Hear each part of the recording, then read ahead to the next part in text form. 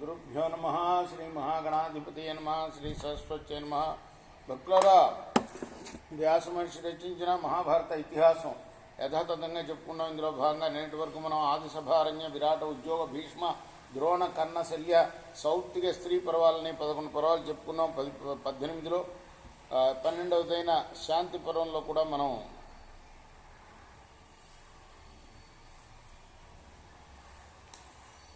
194 అధ్యాయాలు చెప్పుకున్నాం.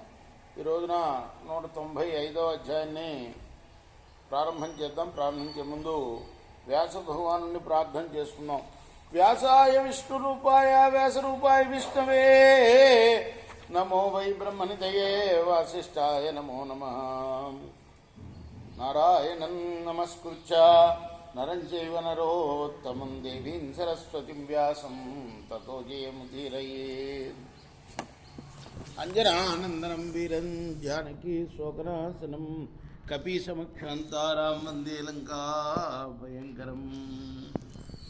తదా నింబవృక్షస్య మూలాధివాసా సుధాస్రావిణం తిక్తమప్యప్రియంతం తరుం కల్పవృక్షాదికం సాధయంతం నమామి ఈశ్వరం సద్గురుం సాయినాథం.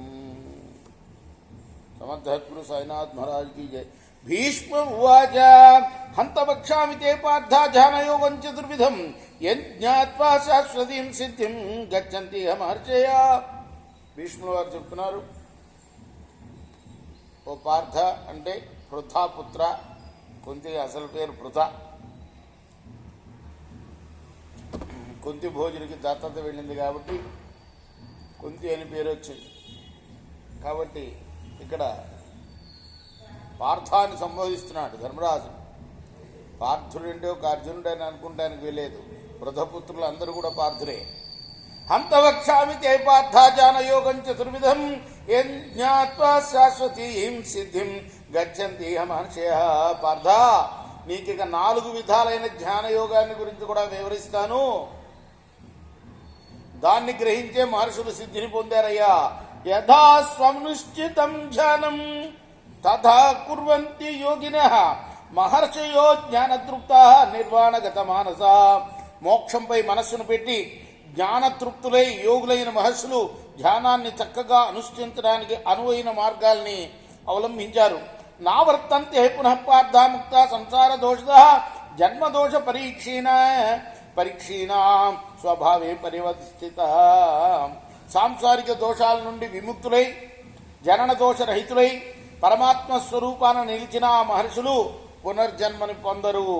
నిర్ద్వంద్వ నిత్య సత్వస్థ విముక్త నేమస్థిత అసంగాన్య వివాదీని మనశ్శాంతికరాణి చ తత్ర ధ్యానేన సంశ్లిష్టం ఏకాగ్రం ధారయేన్మమ మనః పిండీకృతేంద్రియగ్రామం ఆసీనః కాష్టనం కాష్టవన్ముని. ధ్యానయోగ సాధకులు ద్వంద్వరహితులు కావాలి. నిత్యము సత్వ గుణ సంపన్నులై ఉండాలి. దోషరహితులై ఉండాలి. నియమవంతులు కావాలి. అలానే సంగరహితులయ్యాయి. నిస్సంగత్వం అంటారు. ధ్యాన విరోధులు కాక మనశ్శాంతిని కలిగించగల ఇంద్రియాలను ఒక్కటి చేసి కట్టెలాగా స్థిరంగా నిలిచి మనస్సును ఏకాగ్రం చేసి పరమాత్మ యొక్క ధ్యానంలో నిలపాలి.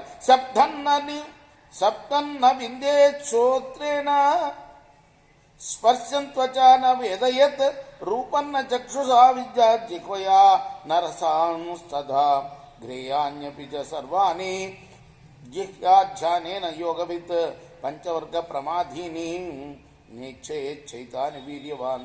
సమర్థులైన యోగవేత్త ధ్యాన వేళల్లో చెవితో శబ్దం వినకూడదు, చర్మంతో స్పర్శను గ్రహించరాదు, కంటితో రూపాన్ని చూడరాదు, నాలుకతో రసాలను తెలియరాదు, ఎటువంటి వాసనను చూడరాదు. ఇంద్రియాలను మధించే విషయాల్ని మనసా కూడా భావించకూడదు. తత్వ మనసు సంగృహ్య పంచవర్గం విచక్షణ సమాధ్యాన్ మనోభ్రాంతం ఇంద్రియై సహ పంచభి. ఆ తర్వాత విచక్షణుడైన యోగి పంచేంద్రియాల్ని మనస్సులో స్థిరం చేసుకోవాలి. ఆ తర్వాత పంచేంద్రియాలతో పాటు చంచలమైన మనస్సును కూడా పరమాత్మ ధ్యానంలో నిలపాలి. విసంచారి నిరాలంబం పంచద్వారం చలాచలం పూర్వం ధ్యానపథే ధీర సమాధాన్ మనోంతర. మనస్సు నానా విధాలుగా సంచరిస్తూ ఉంటుంది. అది ఆలంబనం లేనిది, పంచేంద్రియాలనే ద్వారాలు కలది, చాలా చంచలమైనది. అటువంటి మనస్సును ధీరుడైన యోగ ధ్యాన మార్గంలో తనలో లగ్నం చేయాలి. ఇంద్రియాన్ని మనశ్చైవాయద పిండీ కరోచేం ఏష ధ్యానపద పూర్వ మయా సమనువర్ణిత. యోగి ఇంద్రియాలతో సహా మనస్సును ఏకాగ్రత చేయటం, అది ధ్యాన యోగానికి మొదటి మెట్టు. ఇప్పుడు దాకా నేను ధ్యాన మార్గంలో తొలి ధ్యాన మార్గాన్ని చెప్పాను. తస్య తత్పూర్వ సమృద్ధం ఆత్మన షష్టమాంతరం స్పృశ్యతి సముద్భ్రాంత విద్యుతం భూధరే యథా. ఈ రీతిగా ప్రయత్నించి ఇంద్రియ సహితమైన మనస్సు కొంతసేపు స్థిరంగా ఉంటుంది. ఆ తర్వాత మేఘం లేని మెరుపులాగా వీలు చిక్కగానే మళ్ళీ ఇంద్రియాల వైపు మళ్ళుతూ ఉంటుంది.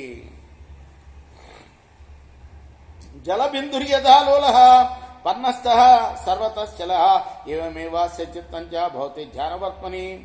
ఆకు మీద పడిన నీటి బొట్టు నిలకడ లేకుండా అంతటా కదులుతున్నట్లు ధ్యాన మార్గంలో ఉన్న వాని మనస్సు కూడా అంతటా కదులుతూ ఉంటుంది.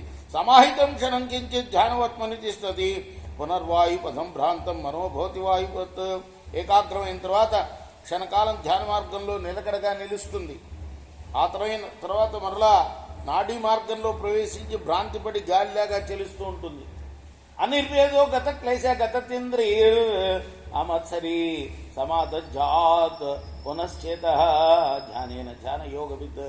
ధ్యాన యోగం ఎరిగిన వాడు మనస్సు చరించిన వేళలో బాధపడకుండా, కష్టపడకుండా, అలసట లేకుండా, మాత్సర్యం లేకుండా మళ్లీ ధ్యానంలో మనస్సును లగ్నం చేయాలి. ఎప్పుడెప్పుడైతే అది కదిలిపోతూ ఉంటుందో అప్పుడప్పుడు దాన్ని నిగ్రహించాలని స్వామి చెప్తాడు భగవద్గీతలో కూడా ఇదే విషయం. విచారస్య వివేకస్య వితర్కశ్చోపజాయతే మునే సమాధానస్య ప్రథమం ధ్యానమాత్య. ధ్యానాన్ని ఆరంభించిన యోగి ముందుగా మనస్సులో ధ్యాన సంబంధమైన విచారం, వివేకం, వితర్కం కలుగుతాయి. మనసాకృష్య మానస్తు సమాధానం చకారయే నా నిర్వేదం నిర్గచ్చే కుర్యాదేవాత్మనోహితం. ధ్యాన సమయంలో మనస్సు కష్టపడినా యోగి నిర్వేదానికి లోను కాకూడదు. ఇంకా ఏకాగ్రతతో సాధన చేయాలి. ఆత్మహితం కోసం ప్రయత్నించాలి. పాంసు భస్మ కరీషియాణ యథావైరాశయిశ్చిత సహసా వారిణ సిద్ధ నయాంతి పరిభావనం కించిద్ స్నిగ్ధం యథా చ స్యాత్ శుష్క చూర్ణమభావితం క్రమశస్తు శనైర్గచ్చే సర్వం తత్పరిభావనం ఏమేవేంద్రియ గ్రామం శనై సంపరిభావయే సంపరేత్ క్రమశశ్చైవ సమ్యక్ ప్రశమిష్యతి. దుమ్ము, బూడిద, ఎండిన పేడపొడి వీటిని కుప్పలుగా పోసి ఒకేసారిగా నీటిని కుమ్మరించినా కొంతమేర తడుస్తాయి కానీ పూర్తిగా తడవు. కొంచెం కొంచెంగా మెల్లగా తడుపుతూ ఉంటే అవి ముద్దవుతాయి. అదే రీతిగా ఇంద్రియ సముదాయాన్ని కూడా మెల్లమెల్లగా విషయాల వైపు నుండి మరలించాలి. మనస్సుని ధ్యానం వైపు క్రమంగా నడిపించాలి. అప్పుడే చిత్తశాంతి లభిస్తుంది. స్వయమేవ మనశ్చైవం పంచవర్గం చ భారత పూర్వం ధ్యానపదే స్థాస్య నిత్య యోగేన శామ్యతి. భరతకుమార ధర్మరాజ, యోగి స్వయంగా మనస్సును, పంచేంద్రియాలని ధ్యాన మార్గంలో నిలపాలి. ఆ తర్వాత ధ్యాన యోగాన్ని నిత్యం అభ్యాసం చేస్తూ శాంతిని పొందవచ్చు. నా తత్పురుష కార్యేణ నచ దైవేన కేనచిత్ సుఖమేషేతి తస్య యదేవం సంయతాత్మన. ఈ రీతిగా మనోనిగ్రహంతో ధ్యానయోగి పొందే సుఖం మరే పురుష ప్రయత్నం వల్ల కానీ, మరే అదృష్ట యోగం వల్ల కానీ సిద్ధించదు. సుఖేన తేన సంయుక్త రంశతే ధ్యానకర్మణి గచ్చంతి యోగినో శేవం నిర్వాణంత నిరామయం. ఈ సుఖాన్ని అనుభవించిన యోగి మరింతగా ధ్యానయోగంపై ఆసక్తిని పెంచుకుంటాడు. తద్వారా యోగులు శోకరహితమైన నిర్వాణ పదాన్ని పొందుతారు. ఇది శ్రీ మహాభారతే శాంతి పర్వణి మోక్షధర్మ పర్వణి ధ్యానయోగ కథనే 95-శతమోధ్యాయ. ఇది వ్యాస మహర్షి రచించిన మహాభారత ఇతిహాసంలోని శాంతి పర్వంలోని 195వ అధ్యాయం. రేపు మనం 196వ అధ్యాయం ప్రారంభం చేద్దాం. కృష్ణార్పణమస్తు. సాయి కృష్ణార్పణమస్తు.